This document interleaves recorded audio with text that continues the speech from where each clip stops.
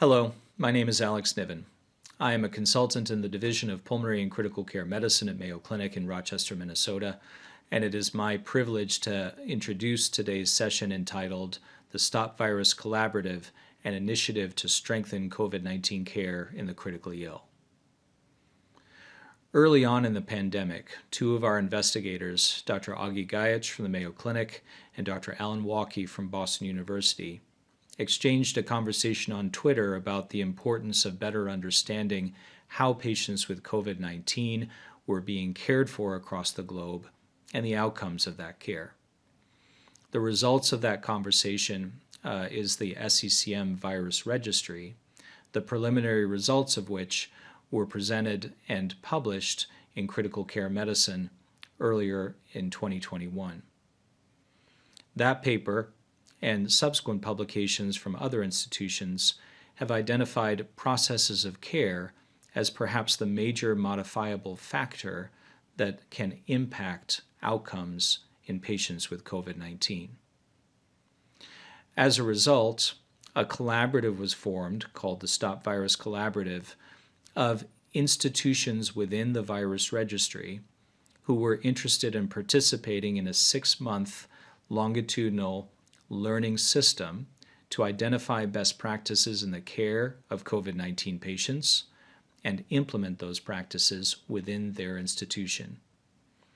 At the same time that collaborative was ongoing, the investigators at Boston University were conducting a qualitative implementation science exploration of change management strategies that would help facilitate the strengthening of processes of care in those intensive care units. This session describes that experience and the lessons learned to date. Thank you for joining us. Hi, my name is Alex Niven. I am a pulmonary and critical care consultant in the Division of Pulmonary and Critical Care Medicine here at Mayo Clinic in Rochester, Minnesota. And on behalf of the STOP-VIRUS ICU Learning Collaborative, it is my privilege and pleasure to introduce this session for the 2022 SCCM Congress.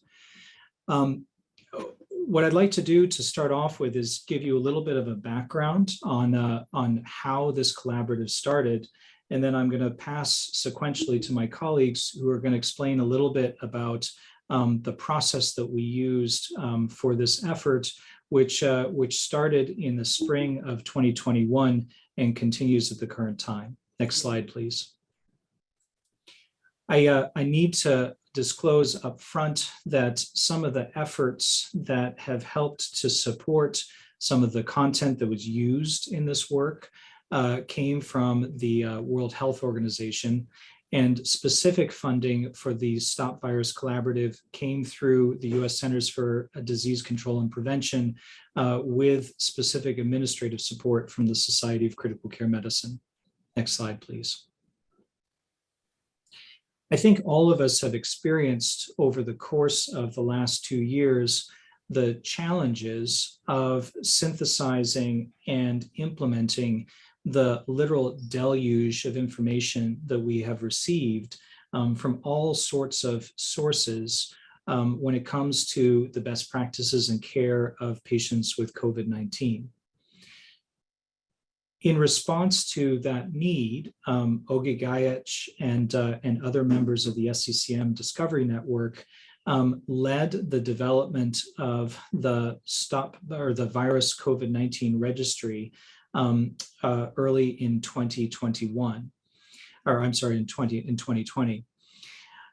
This virus registry is now an international registry that includes multiple sites from across the United States and the globe, and to date has collected some 68,000 patients with COVID-19, collecting fundamental data in terms of their characteristics, the use of different support methods and devices in their care, and their overall outcomes. And more information on this registry can be found by scanning the QR code on this slide.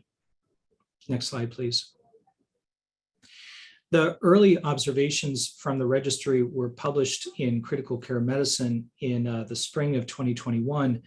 And probably one of the most striking early findings was a significant difference in adjusted mortality from center to center that could not be readily explained by acuity of illness or comorbidities.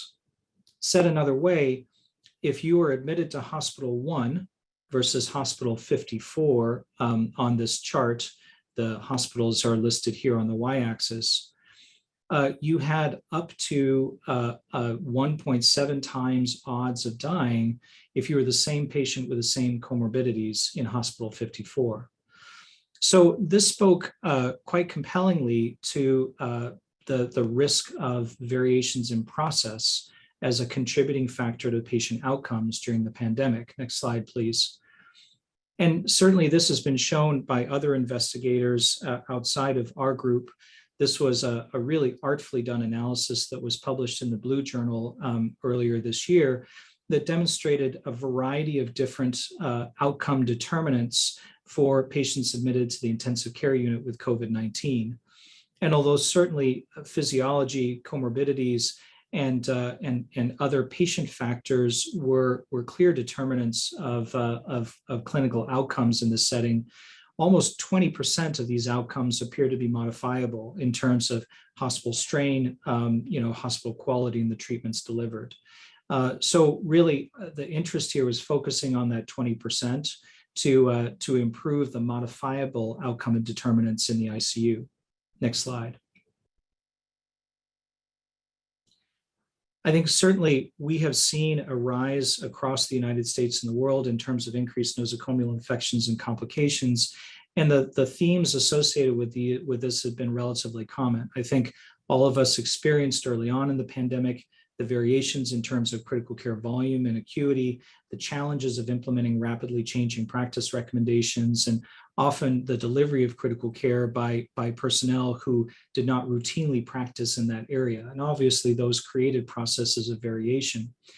As we've moved from crisis to more conventional or contingency standards of care, I think the more recent challenges we've faced have been longer lengths of stay, the potential barriers in implementing evidence-based best practices due to enhanced infection control measures. And over time, to speak quite frankly, there has been a lot of challenges in terms of staff turnover and burnout, which is translated into loss of experience and teamwork that we used to rely on to deliver that team-based care that is so essential in the critical care environment. Next slide.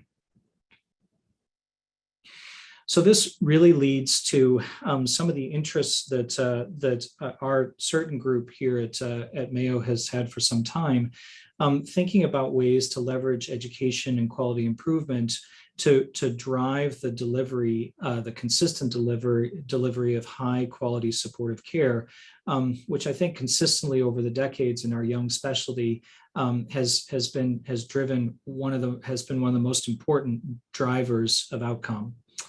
And with that, I will move on to the next slide and pass things over to my colleague, Dr. Yue Dong, to talk a little bit about the certain program and how that served as a foundation for STOP-VIRUS. Yue?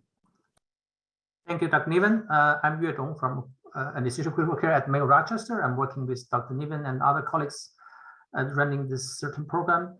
The CERTAIN stands for Checklist for Early Recognition and Treatment of Acute Illness and Injury.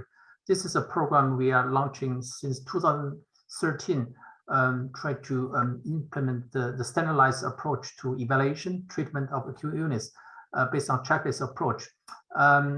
The material, the checklist was designed and informed by the survey from clinicians around the world, and tried to set up for this can be using for diverse settings.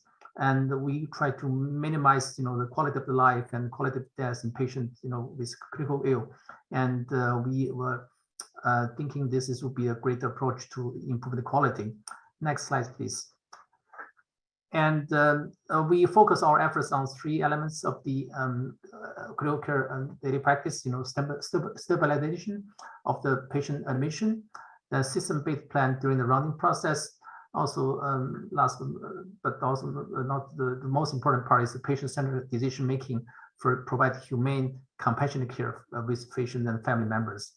So we developed a checklist based on 3 of those components, and there was materials available to share with our investigators. Next slide. I think as Dr. Niven mentioned earlier, and try to introduce evidence-based medicine in this complex environment is very challenging because complex technology, electronic medical records, and often away from patient bedside. I think those are the term Dr. Gage and other colleagues, according to the term is the intensivist. Try to how can reduce the burden for unnecessary information, focus what really matters. And so this is really the fundamental principle behind the design of the checklist. Next slide. So when we design the checklist, we start a study and try to see how we implement this in a global setting through the virtual simulation training and coaching using Zoom. Those materials was delivered through the virtual communication. Then we implement this checklist in the 15 countries of 55 ICUs globally in the last couple years, and then we finished that study in 2018. Next slides. So we are glad to reporting to the team that through this study, we are able not only to showing the intervention through the virtual coaching and checklist introduction to improve the process of care for patients in those units, and also actually impact patient outcome regarding the length of stay, hospital length of stay, ICU length of stay, reduce mortality up to 16% for those patients in ICU setting. This paper was published early this year. You can scan the QR code in the lower right corners, can find that paper. So after this study published, there are so many hospitals ask us how we can really disseminate this knowledge further.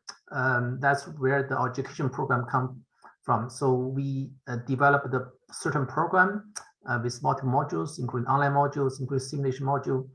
And initially in 2019 and 2018, we developed course actually live courses in Rochester, and also we traveled to 6 countries in order to deliver the contents. But as you know, the COVID hit early 2020, so we go back to online. Actually, that's original design for our certain program. So we're keeping grow this program to online modules and remote coaching and simulation. So that's really the foundation for a certain program. Next slides. I think I'm going to transfer this to our colleague, Dr. Simon Zek, can introduce where how we develop this into a STOP-VIRUS program. Simon? Thank you very much, Dr. Dong. My name is Simon Zetz. I'm a critical care research fellow working at Mayo Clinic in Rochester, Minnesota. And with the aforementioned slides in mind, early in 2021, our group sought to create a learning collaborative to kind of unify all of the topics that were discussed in the virus registry. And so with a name such as STOP-VIRUS, the Structured Team-Based Optimal Patient-Centered Care for Virus COVID-19 Learning Collaborative, was established in early March 2021. It was a 6-month ongoing learning collaborative, which extends to this day with quality improvement projects that were born from this collaborative. One imperative that we wanted from the start to have was to incorporate a multi-level, multi-professional, interprofessional learning community where both the physician, the respiratory therapist, pharmacist, nurses, ancillary staff were all together learning together, because at the end of the day, we practice together in the unit, and therefore learning the same material together will provide the best care. Similarly, the STOP-VIRUS Collaborative, the STOP-VIRUS Collaborative was based around our sites, our faculty, our subject matter experts, and moderators who joined our weekly sessions to deliver the material. And so after at the beginning of the year, 11 sites were identified from the VIRUS Registry. Sites that were eligible were those that had collected data for 3 to 6 months and had the support of sponsor personnel at their individual institution. As you can see here, the sites were from all across the United States, and a total of 68 learners joined our collaborative. The important thing to mention is that reiterating back to the previous slide, is that each site was asked to provide a team consisting of a nurse, a pharmacist, a respiratory therapist, and a physician, and thus to create our interprofessional community. And as you can see from this graph here on the right, approximately a third were nurses, a third were respiratory therapists, pharmacists, research fellows, and other staff, and a third were physicians. And so our weekly sessions were facilitated and moderated by a wonderful group of experts who were handpicked for their savviness with social media, with communication, and their general work in the past, and thus, sorry about that. And so we'd like to thank them here, but just to highlight that they were instrumental to leading discussions every week and helping us move forward. And so the curriculum was created after a learning needs assessment, which was sent to the eligible sites. And after this survey, we identified the following sections, or the following blocks, which were then delivered during our learning collaborative. Of course, the first one and the most important one was the approach to respiratory failure, but the ICU bundle, infectious complications, cardiovascular and other complications, and of course shared decision-making, end of life, were particularly important. So our collaborative was structured in 6 4-week blocks, where the first block, the first week, was a state-of-the-art update delivered by a subject matter expert who was called from outside of the collaborative to provide evidence-based a lecture on the topic at hand. And this was followed by a second week where a case was presented by one of the collaborating sites, followed by discussion. And it's important to highlight here that this format of providing weekly case-based discussions was something which we'd tried before in the CERTAIN program remotely, and was shown to truly positively influence patient outcomes. Week 3 was always a community learning session based around QI, quality improvement, where each of the sites would develop, and together with the assistance of faculty and our moderators, create a quality improvement project based around findings from our collaborative. And of course, week 4 was another case. And at this time, I'd like to pass the baton over to my colleague, Dr. Nika Zorko-Garbais. Thank you, Dr. Zitz. My name is Nika Zorko-Garbais. I am a visiting neurocritical care fellow here at Rochester Mayo. I will continue with a discussion on quality improvement project that we did during the collaborative. As mentioned earlier, for improving patient care, the community puts high priority to quality improvement projects across all the participating sites. Through weekly collaborative discussions and dedicated quality improvement survey, the participating sites identify several potential areas of improvement. To facilitate implementing these projects, we grouped 2 to 3 different sites together with similar QI interests, making the collaborative a sounding board for ideas and a tool to receive feasibility and implementation feedback. We offered centralized support for some of the processes, such as informatics, online tools, data collection, and presentation, but most of the hard work had to be done by participating sites themselves, of course. Groups were diverse in size and locations of hospitals, and initially every step of the DecisionMaking framework was presented to the entire collaborative. The sites were with most resources, that is predominantly most personnel resources, served as pilot sites and presented their work initially. Later, the monthly presentations of progressions from all sites were held. The goal of this was to unify processes and improve patient care. Next slide, please. The participating sites identified several potential improvement projects. Finally, we had 8 quality improvement projects within 3 groups, with main areas of interest being ventilation best practices, reduction of nosocomial complications, and shared decision-making. Next slide, please. In ventilation best practices and reduction of nosocomial complications, the focus was on 4 projects: ventilator-associated pneumonia bundle adherence and oral hygiene compliance, facilitation of oral care by proning pill to reduce nosocomial infection, lung protective ventilation adherence in ARDS, and spontaneous awakening and breathing trials frequency improvement. Next slide, please. In the shared decision-making projects, the focus was on increasing palliative care consultations in eligible patients, to increase the percentage of patients with power of attorney, and to increase in attendance of family interpreted on rounds.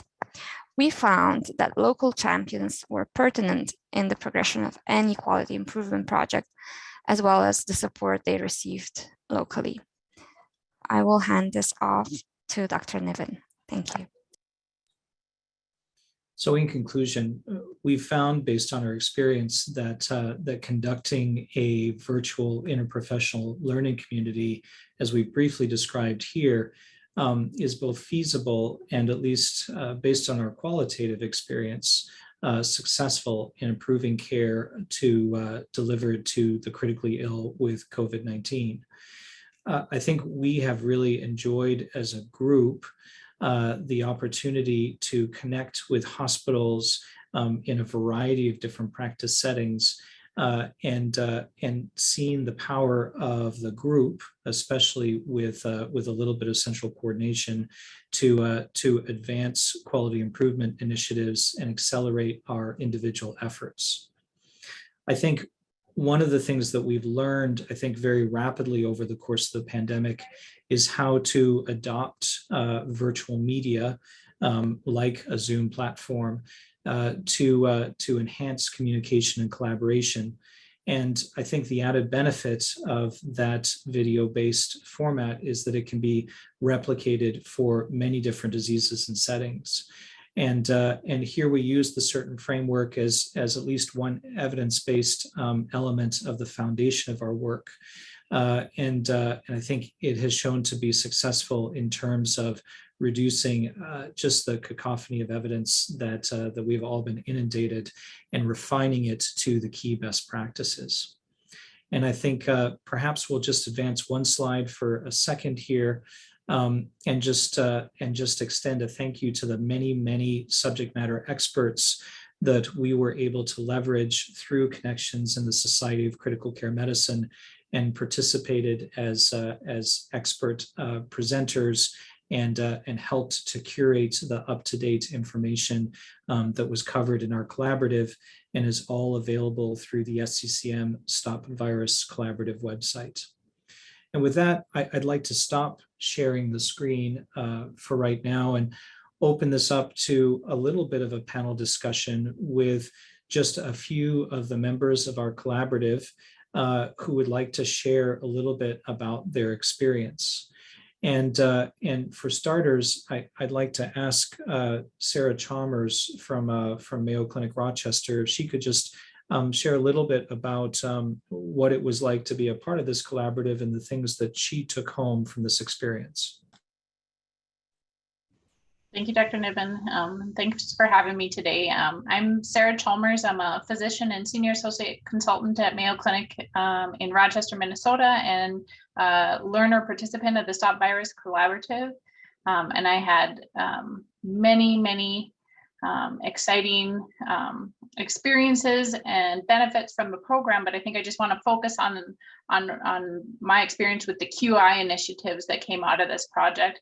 I think I had a multidisciplinary team that participated and attended most of the meetings, and then we were able to have a nice structured framework that was presented by the STOP-VIRUS Collaborative, a strong, supportive nature, including people to help us work through the process and templates that made it easy just to plug in our own projects to the format.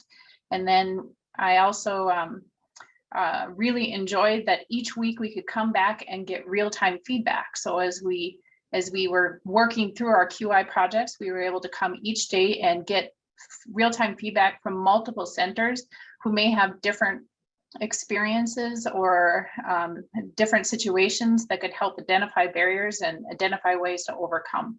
And I think that that was highly valuable. Thanks, Sarah.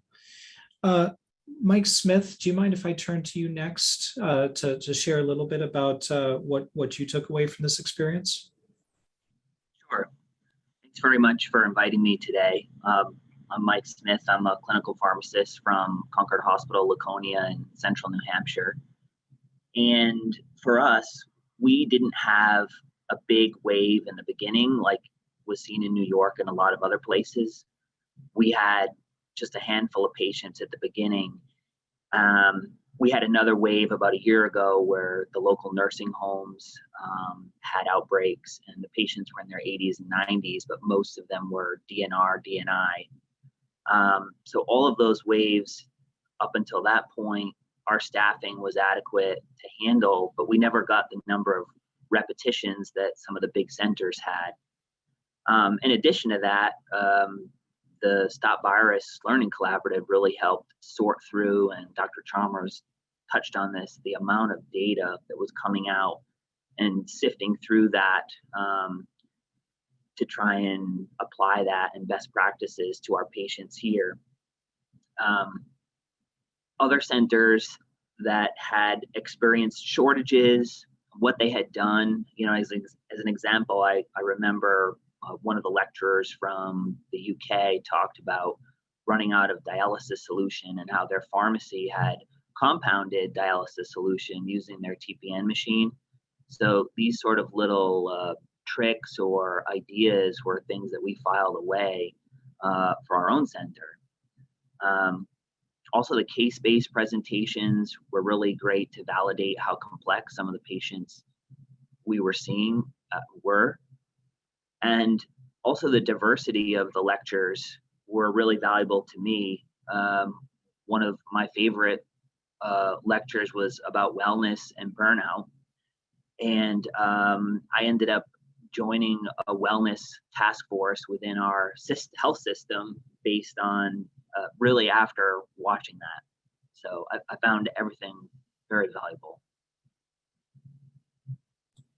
So I just have to seize the moment to embarrass Mike a little bit because he is a true force of nature in terms of all the things that he has done in terms of his accomplishments and contributions within his own hospital system during a considerable time of administrative change, you know, within his practice environment. So Mike is always the first to answer every email, and always the person that goes above and beyond with every single thing that he takes on. And certainly the example of the wellness task force that he's now a part of is a graphic illustration of that. Augie, as the one of the two fathers of this program, you and Alan Walkie, would you mind just saying a few words in terms of your perspective on the collaborative and how it's evolved? So, you know, stimulated by Sarah and Mike, rather than talking about organizational stuff, I'll just tell you how I applied what I learned last week when we have the biggest of all waves here. So the first thing, you know, I've never imagined that the STOP-VIRUS Collaborative will help me personally in my practice as much as it did. So the first thing, you know, I'm coming, so it's a week of service. It's 15 mechanically ventilated COVID-19 patients. Okay, that's ahead of me for the whole week. And if a couple of get out, the new two would come in. So the first thing, understanding the burden of the team and what fantastic lecture, not a lecture, really, the testimony of some of our respiratory therapists and collaborative, showing how much burden they have really taken upon in different institutions during parts of the surgeries, exactly the ones like we had now. So I went from the day one literally to every single respiratory therapists in unit, I spent time individually with them discussing the ventilator settings, not trying, not putting orders or, changing the ventilator settings without them knowing, but spend 10, 15 minutes extra time to make sure that that the communication is good, that they are supported, and that they are valued fully to the extent that it's necessary now when they do triple the work they've done in the past. I would have not done it without the testimony of from the centers who experienced this surge before. Focusing, I literally had to focus, even in a teaching institution, on the basics, which is certain. So we have done certain checklists for admission of the patient, for rounding on the patients, and we filled out the get to know board on everyone. So the patient who was all in tattoos was not like a bad, 265 unvaccinated COVID male, but it was tattoo artist from whatever city is coming on. And then suddenly the whole team approached this patient in a different light, and we were able to extubate him 3 days before we would have otherwise done, because the whole team rallied about the person in there. And then as a last, this quality improvement in interventions and just the spirit of continuously improving the way on the go within the pandemics, as I explained it to the team, and we have residents. I was blessed to have that this resonated with the family practice resident of all of them. It's just fascinating. I've never heard of that happen. So one of our family practice residents designed with a family member on a phone, designed a recovery checklist for another of our COVID patients, showing the milestones of waking up, milestones of spontaneously breathing, milestones of extubation, and listed all the way to taking out the Foley catheter and some other beautiful things that will happen a week or 2 weeks later. That has been in this ICU, filled out, and when the patient got extubated, actually after I left, this was very enthusiastically filled out through this. So I think the beauty of this is actual practical value that we all can apply. I think this is much more important than any of the organizational stuff that I think we can always do better. But you, Alex, really, I have to give you credit for giving the vision of such a interprofessional learning that actually works, and it worked for me. Well, thanks, Augie. It's funny thinking back when we kicked off the collaborative in March, there was actually a little bit of concern whether or not reviewing COVID practices of care would be relevant anymore. At that point, the vaccination campaign was in full swing, and unfortunately, we have found ourselves all too acutely aware of the importance of synthesizing and updating our practice as each of our different locations have experienced waves at different times.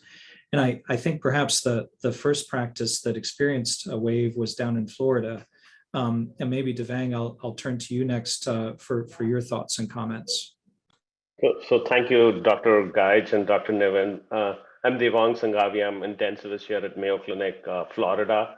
And you're absolutely right, Dr. Nevin. We were the first in the system, Mayo system, to have our Delta wave. And what I can tell you from my participation in this collaborative and virus registry in the last year or so is that not just when we do QI project, we want to help patients, and what we realize is rolling out a QI project in midst of a surge was challenging, but the intervention of increasing and adhering to oral hygiene and following the components of VAP bundle was actually going to help our patients during that surge, and we saw that example put in practice while we were surging, and that was kind of the most gratifying thing to our practice and to all the participants and to the providers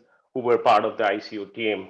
We had a lot of ventilated patients, as Dr. Gaich mentioned, like you see in Rochester right now, and creating this QI project then was really helpful to our patients. So what was unique, there were a few things that stood out. regarding the STOP-VIRUS Collaborative. I think, at least me, I've not seen or read in literature about platform approach to QI. The platform approach to me is a collaborative wherein you have experts, you have different stakeholders from different hospitals. The resources may vary, but there is an exchange of ideas and learning in real time, and that was what we could achieve during this 6 months of STOP-VIRUS Collaborative. I'd never seen multiple QI projects done simultaneously. We actually had iteratively PDSA cycle every month, and kind of real-time learning from experts, as you showcased in your slides, who gave valuable points which would help the QI projects, along with clinical practice in different hospitals. And as Mike mentioned, he took up the formulation of TPN and how that would help in terms of dialysate solution. The other part that we often struggle, right? Data, be it research, be it QI project, be it research or QI project, we all want data, and having a registry, that is the virus registry, as a backdrop to our collaborative. We had the data handy, and as you mentioned in your slide, this could be the template or the roadmap for many other diseases like, say, PE or sepsis or ARDS for future learning, because I think that integration with the registry and learning and evolving into multiple QI projects was amazing. And lastly, I would say the use of social media, Zoom and other things, this was certainly very unique. The reach of this collaborative was not just the 68 participants, but this was shared later on the SCCM website, and thousands of doctors, nurses, RTs world over saw this, learned from it, and that is the testimony to the value of what we did in the last 6 months or so. So thank you, Dr. Niven. Yeah, no, I think we were all acutely aware that many people were zoomed out by the time we reached the spring of 2021. And so I think trying to vary the way that we delivered the content with case-based presentations, posting that content first on Blackboard and then on the SCCM website to provide the opportunity for people to consume it asynchronously, recognizing just how busy we all have been over the course of the last 2 years. And then also leveraging things like social media, the hashtag StopVirusCollab string, so that again people could react to that content and view it in a different platform. Those were all tools that really have evolved from many individuals on this discussion and on the collaborative as a whole. And I think that experience has been invaluable. Tony, I want to pass the baton to you next just to reflect a little bit on your experiences and things that you took away from this. Thank you very much. First, I'm Tony Martinez from St. Agnes Hospital. I'm probably one of the older intensivists that was practicing up until this December. And I started my career in the first pandemic of HIV, a lot of lessons learned, and then I ended it with this pandemic, which I never thought it would happen. I wanted this collaborative is probably a humbling experience and always a learning experience to me. So you're never too old to learn. And I think this is really important that this could only be accomplished by visionary leadership that the Mayo Clinic has demonstrated, and the might of many. And this group was nimble enough to change, because we knew as data exploded, it was transformed into information and useful, practical solutions, which I think to me is really important. Having been an intensivist for a long time, a director, and then really focusing a lot of my work on quality and outcomes, I was amazed at how much I did not know, and that the need to structure QI, and this is the program that has been developed by the Mayo Group, that, the DMAC, which is define, measure, analyze, improve, and control. I actually structured it during the peak of our pandemic, because what was was so important is not only exchanging information, but benchmarking our results. So physicians and clinical people are very proud of the work, and they want to do the best for the patients. As soon as you compare results to one another, I think that changes the playing field and the motivation to even do better. And that was very important tool that we can benchmark this. And in addition, the quality programs could be, due to the virus registry, could be actually linked to outcomes, which is really important because a lot of process of care is a lot of information, but is where does it go? And I think if it links to process of care, which is AF bundles and adherence through the most difficult times like this pandemic, and you link it to outcomes that you can compare to your colleagues, it is very important. And a case in point was our ventilator management, where we looked at the lung protective strategies, adherence to this process, and we saw some disparities. And with that, all I had to do was measure our performance, share it with my colleagues, and just that demonstration was enough power to change practice pretty rapidly. And so I didn't have to focus on it anymore. And then we started focusing on sedation practices, which were quite variable. And this is a process we're ongoing right now. And we're taking to another level where we want to promote resilience and sustainability for our QI projects, because as mentioned over and over again, the structured QI approach works.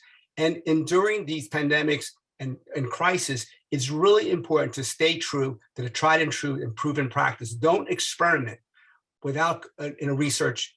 When we have our patients, remember, fall back to the basic practices like Certain has done, structured QI, adherence to best practice. And that's the best medicine for our patients. And lastly, I want to mention that I learned from my colleagues, my pediatric colleagues on this team, that taught me to be a little bit different and view visitation and behavioral aspects of care are so important. And I think the pediatric group was really instrumental, teaching all us a humbling lesson about visitation.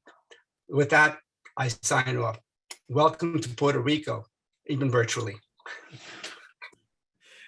Yeah, I certainly echo your comments there, Tony, especially with the things that I learned from our pediatric colleagues. And I think you sell yourself very short as someone who is an expert in terms of ICU outcomes. And we learned certainly many lessons from you in terms of the dashboard that you shared with us from your institution. I wanted to turn things over to Grace Ortega here for a minute, because I think we've talked about a lot of different successes that we've enjoyed as a collaborative, but I think the reality is that this remains a work in progress and evolution, and there's always opportunities for improvement. What are your suggestions for us, Grace, in terms of ways to improve this process for us and for other groups that might be interested in designing similar activities? Thank you, Dr. Niven, for the opportunity to be part of this group. It has been really an eye-opening experience, not only for me, but all of the participants within my pediatric group as well. So I'm Grace Ortega. I'm one of the pediatric intensive care physicians here at Mayo Clinics who was lucky enough to be part of the STOP-VIRUS idea. As we moved forward, one of the things that attracted us within the PICU was the fact that it was an interprofessional collaboration. And with that idea, several team members from my group, nurses, RTs, and other physicians decided to become part of the group. As we move forward, one of the things that we realized was needed was to improve the shared decision-making, not only within patients and physicians, but the inclusion of the families as well. And importantly, the disparity that we had noticed with different languages and different cultures that visit our ICU. So as an area that probably we can do much better is to become more inclusive and attract other practices within both nationally and internationally that can participate in all these endeavors. And the second thing that I think would be important to pay more effort into is having both adult and pediatric collaborators working together. My team members, even though they were particularly pediatric focused, noticed very soon that a lot of the practices that the adult groups were talking about actually could be also implemented or studied within our pediatric group. For example, our obese teenagers were coming with COVID. Everything that we learned listening to our team members from other institutions actually was discussed within our practice, and some changes were made. So I cannot emphasize how strong and useful it would be if we have different pediatric groups also involved in this type of endeavors. No, I think incredibly important points, Grace. And I think for me, there's a couple of lessons that I've taken away from this, and I think highlight some opportunities for continued growth and improvement. You know, I think that the diverse and interprofessional nature of this collaborative has been something that for me has been one of the most important elements of the learning experience. I've never spent an extended period of time with a pediatric critical care team talking about the differences in care, and I learned a great deal that way. I think that in the midst of our day-to-day busy clinical activities, it's also sometimes hard to get thoughtful perspectives from our pharmacy and nursing and respiratory therapy colleagues that infused in a little bit of a protected time and discussion like we've had has substantially enriched and strengthened my learning experience and the appreciation that I have for the different members of my interprofessional team that I work with every day in the ICU. I think it goes without saying that the opportunity to share and learn from individuals in different practice settings all over the country also provides a very unique perspective without the technology platform and the administrative support that we enjoyed from the SCCM and funding from the CDC. None of that would have been possible. And so I think in many ways, I've been incredibly humbled by the talented group that chose to be a part of this and the incredible learning experience that they have provided, certainly for me, and I suspect for all the members of the group as we've gone through this experience. I think that I'm excited that our collaborative has chosen to continue as we finish our quality improvement projects to ensure that we can share the work in between our different centers. And the fact that we voluntarily elected to do this past the length of the original grant deadline, I think also speaks volumes to the potential power and opportunities for expansion for this work in the future. So with that, I just wanted to perhaps conclude with a heartfelt thanks. I'm not really sure if any of us were sure that an intensive experience like this, meeting on essentially a weekly basis for 6 months, was feasible, or the degree of rewards that we would enjoy from it. And certainly as the volume of our clinical work picked up over the course of the year with the ongoing waves from the pandemic.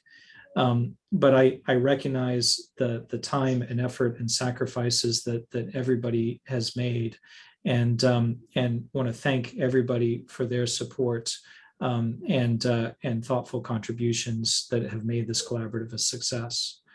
And with that, I think I will conclude our comments, and again will direct the listeners who have joined us for this virtual session to our SCCM STOP-VIRUS Collaborative site, which contains a great more detail with regards to the participating centers and the individuals from the teams at those participating centers along with all of the recorded content of our educational sessions. And at the current time, we are currently developing summary content that highlights the key learning points that we've taken away from this collaborative. And we will continue to post the results of our quality improvement work on that site over time. So with that, thank you for the faculty for their time in terms of joining this discussion. And we look forward to seeing you on our website and in conversations to come. Thanks so much. Bye now. Over the course of the same period of time that the STOP-VIRUS Collaborative has been ongoing, investigators at Boston University have been performing a qualitative implementation science exploration of change management strategies employed in different ICUs participating in the VIRUS Registry. Here to present the preliminary results of that study is Santana Silver, a research scientist from the Evans Center for Implementation and Improvement Sciences. Hello, my name is Santana Silver, and I'm a research specialist at the Evans Center for Implementation and Improvement Sciences, which is a methodological hub at the Boston University School of Medicine that uses implementation science to improve healthcare delivery in safety net systems. As part of the STOP-VIRUS Learning Collaborative, we are conducting research to identify critical care practice changes during COVID-19 and explore organizational factors and strategies that both facilitated and hindered implementation of these practices. I will be presenting on this research, including the rationale, our methods, preliminary findings and conclusions, and next steps. Why is this research needed and valuable for the scientific and medical communities and society at large? The quality of critical care infrastructure and practice is imperative to slowing and preventing morbidity and mortality due to COVID-19. However, the pandemic has strained critical care resources, thereby challenging the maintenance and delivery of high-quality care for critically ill COVID patients. Therefore, in order to support overburdened critical care units in the fight against COVID, it is necessary to identify best critical care practices and effective change implementation strategies. So what is the role of implementation science in meeting this need? Implementation science, which is the rigorous study of implementation factors and strategies to integrate best practices across clinical and community settings, is uniquely situated to improve and accelerate the uptake of evidence-based critical care practices in stressed ICUs. Through improving our understanding of changes to typical ICU clinical practices during COVID and factors that facilitate and impede the implementation of these changes, implementation science can provide valuable insight into how to best support clinical leadership in adopting and adapting new life-saving practices. Driven by this intended impact, our study objective is to qualitatively explore ICU clinical practices and change management strategies during early COVID-19. To meet our objective, we aim to first identify ICU practice and policy changes made in response to COVID, second, explore reasons and methods for implementing these changes, and third, to describe facilitators and barriers that influence implementation effectiveness. In alignment with our study aims, we use qualitative data collection methods to learn from the experiences of ICU clinical leaders who were recruited from 20 VIRUS Registry ICUs with the highest and lowest COVID-19 mortality rates. We conducted 31 interviews over Zoom with ICU clinical leaders across 17 facilities. During the interviews, we asked participants open-ended questions related to ICU practice changes and implementation efforts. After conducting interviews, the members of our evaluation team independently reviewed the interview transcripts and identified emerging themes. Then, the researchers met to compare their individual analyses and reach consensus on themes for each interview transcript. Using these consensus themes, we developed memo reports to summarize themes for each hospital interviewed. Next, we sorted and refined cross-cutting themes that were evident across sites. To guide our analysis, we used the Consolidated Framework for Implementation Research, or CFIR. The CIFIR is a comprehensive framework that helps researchers identify factors that facilitate and hinder intervention implementation efforts across 5 domains outlined in this diagram, including intervention characteristics, outer setting, inner setting, characteristics of individuals, and process. Using this framework provided a systematic way to organize the qualitative data and group descriptions of implementation lessons learned into distinct categories. Before presenting our findings organized into the 5 domains of the CIFIR framework, this is an overview of the themes. We identified 6 major themes related to implementation facilitators, or factors that promoted the implementation of critical care practice changes, such as strong partnerships with external stakeholders, and staff dedication, resilience, and camaraderie. We also identified 6 themes related to implementation barriers, or factors that hindered the implementation of critical care practice changes, such as the increased complexity of critical care due to high volume and acuity of patients, as well as low staff morale and burnout. Intervention characteristics is the first major CIFIR domain, which is related to characteristics of the intervention or practice being implemented. We found that practice changes that were informed by both external and internal guidance were successfully implemented by staff.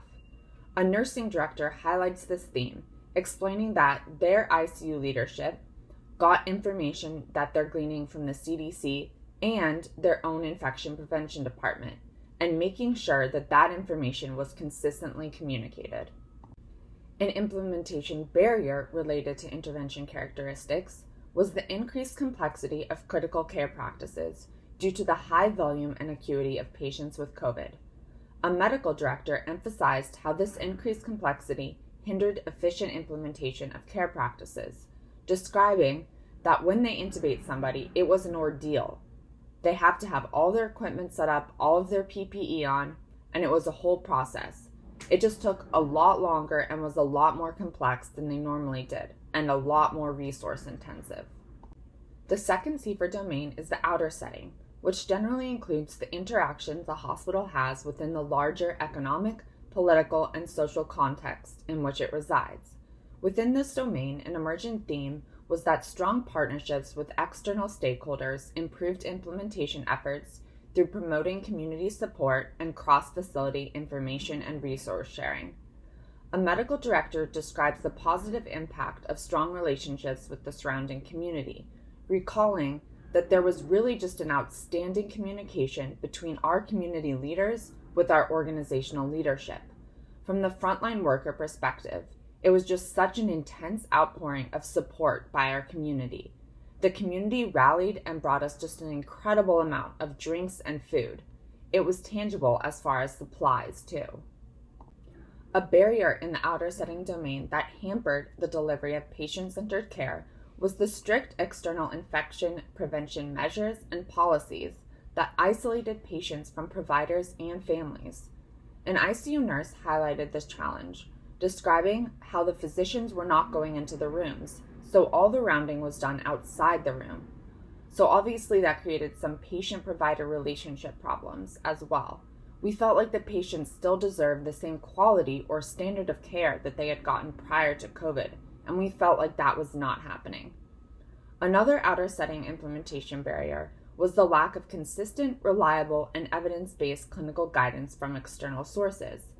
Lack of information from typical resources, such as the American Medical Association, disrupted both staff morale and the implementation process.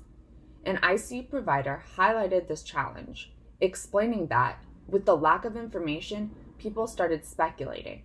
And if you start speculating, then you begin to distrust the process. People were frustrated and obviously scared because of the unknown.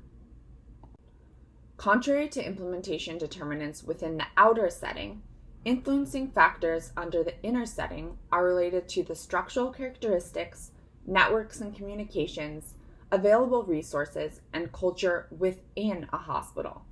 A strong theme across facilities was that having organized and collaborative networking communication structures improved implementation of ICU practice changes.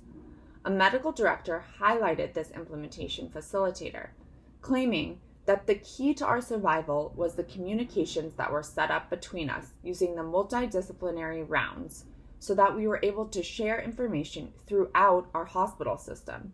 We were able to pass it along to everyone so we could use a larger brain to troubleshoot ideas or bounce ideas.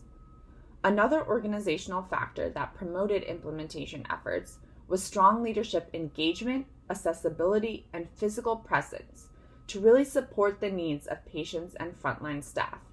An ICU provider reflected on the positive impact of leadership engagement, stating, "It was very much a leadership from the front style, literally elbow to elbow with the staff in proning these patients, in intubating these patients, and transporting these patients even. There was no hierarchical feel to it." A major internal barrier faced by critical care units was lack of adequate PPE, medical equipment, ICU trained staff, space, and technology. An ICU nurse described how this unprecedented resource challenge affected practices, explaining, "We're reusing PPE. We never did anything like that before. We also had to change how often we're changing IV tubing because there was a national shortage of IV tubing." The fourth domain of the CFIR is characteristics of individuals involved with implementing the critical care practice. The significant role of ICU staff in implementation of practice changes was evident throughout interviews, especially the way in which staff dedication, resilience, and camaraderie promoted successful implementation of practice changes despite barriers. For example, a medical director described how staff commitment and camaraderie helped address resource and staffing constraints discussed on the previous slide. She claimed that the easiest thing was finding people to cover.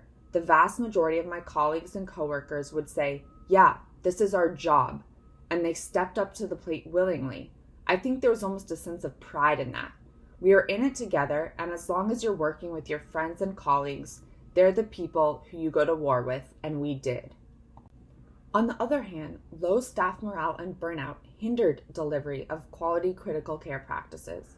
The severity and negative impact of staff burnout was apparent across interviews, such as when an ICU nurse director revealed that it wasn't until I felt myself break and say, "I have to step away," did I realize how bad the burnout was. The staff came and really broke down to me. The burnout is real. The burnout, the PTSD, it's real. And the toll it took in healthcare is real. The last CFIR domain focuses on factors related to the implementation process itself. Interviews suggested that effectively engaging frontline staff throughout the implementation process promoted implementation of quality critical care practices. A common effective engagement strategy highlighted by interviewees was eliciting frontline staff input about care practices. For example, one ICU nursing director described how a lot of the decisions she made, she didn't make independently either. She consulted with the physician lead or even with the staff nurses. She would say, "You do the work. Tell me what's going to work. Tell me what you think or how you think this is going to work." Contrarily, a common barrier to implementation effectiveness was when the change process was governed by authoritarian decision-making. An ICU doctor highlighted this problematic lack of collaboration in the decision-making process, describing how the administrators think, "Oh, these things are the best idea ever," but yet they don't come to the bedside and they have no idea about the reality of it. I knew how they would think, and I'm like, you know what? I'm not even talking to them. Absolutely not. We are clinicians. We're going to make this decision. Based on the preliminary findings I have presented, we can draw a few important conclusions to address our research question regarding effective ICU clinical practices and change management strategies during COVID. First, a general lack of access to information and material resources hindered implementation efforts overall. However, despite these barriers, resilient ICU leaders and staff developed innovative solutions to deliver best possible care to COVID patients. There were several organizational factors that supported staff in this challenge, including 1. robust networking and communication with diverse internal and external stakeholders. 2, collaborative and streamlined processes for deciding and implementing changes. And 3, engaged and motivated leaders and staff who supported the needs of patients and colleagues. The analysis and findings I presented today is only the first stage of this research project. Next, we will sort the participating facilities by their COVID mortality rate so that we can identify patterns of distinguishing themes between hospitals with low versus high mortality outcomes. This differential analysis will allow us to explore how variability in ICU practices, organizational factors, and implementation strategies relate to mortality rates. Ultimately, we aim to harness our findings to support clinical leadership with valuable insight on recommended practices and change management strategies. Thank you so much for listening, and to all of the researchers and partners that made this work possible.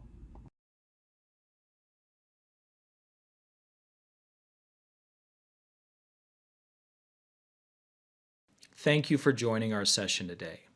If you're interested in learning more about our work, please visit the Society for Critical Care Medicine STOP-VIRUS Collaborative website that includes more details about this initiative, recordings of all of our educational sessions, and we are currently working on developing summary statements for best practices along with the supporting evidence and materials that we have used to make those recommendations.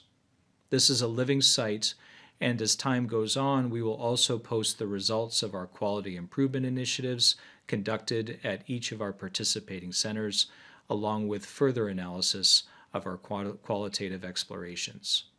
Thank you very much for your attention, and we hope that you enjoy the rest of SCCM Congress.